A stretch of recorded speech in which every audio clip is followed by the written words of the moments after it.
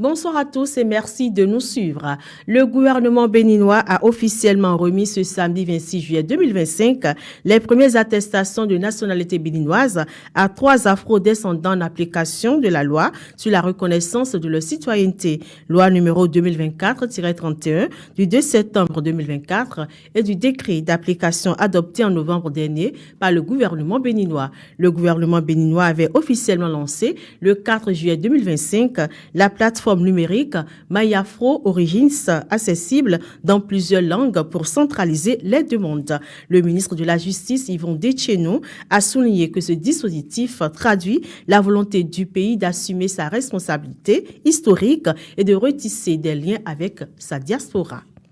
Le site de construction de la route Akasato-Soava a été officiellement remis la semaine écoulée à l'entreprise Reutel. D'une longueur de plus de 4 km, cette infrastructure vise à désenclaver les localités riveraines de la commune de Soava. Elle reliera le carrefour hanté d'Akasato à l'embarcadère de Soava avec une liaison directe vers une plateforme logistique pour le transport fluvial. Selon Jaziri Sabri, directeur général de Reutel, il s'agit d'un projet vital pour stimuler le développement économique et social de Soava. C'est un rêve qui se concrétise en fait, a déclaré Jean Zanou, député et ancien maire de Soava. Notons que l'entreprise Reutel a 16 mois pour livrer cette infrastructure.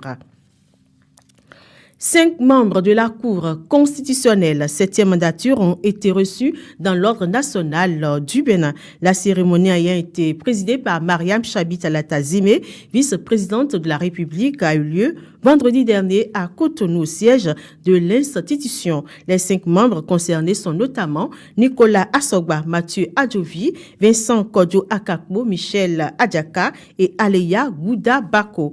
Eh bien, d'après la vice-présidente de la République, cette décoration s'inscrit dans le cadre de la décoration d'office conformément à la législation béninoise qui prévoit que les membres d'institutions comme la Cour constitutionnelle sont faits commandeurs de l'ordre national dès leur entrée en fonction.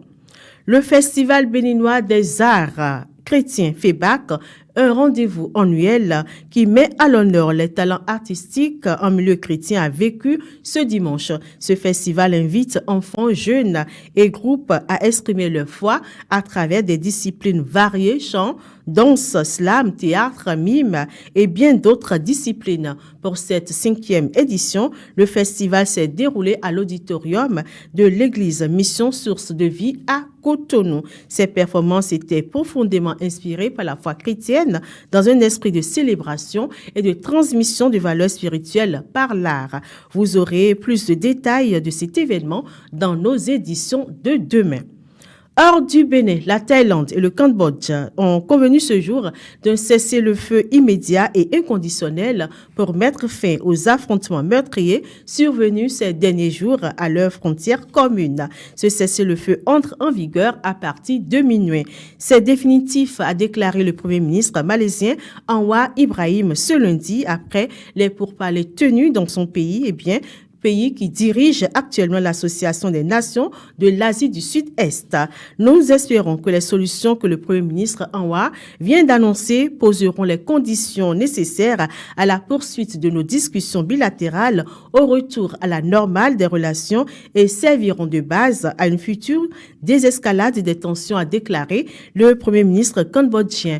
Le Premier ministre thaïlandais par intérim a quant à lui affirmé que son pays a accepté un cessez-le-feu qui serait appliqué de bonne foi par les deux parties.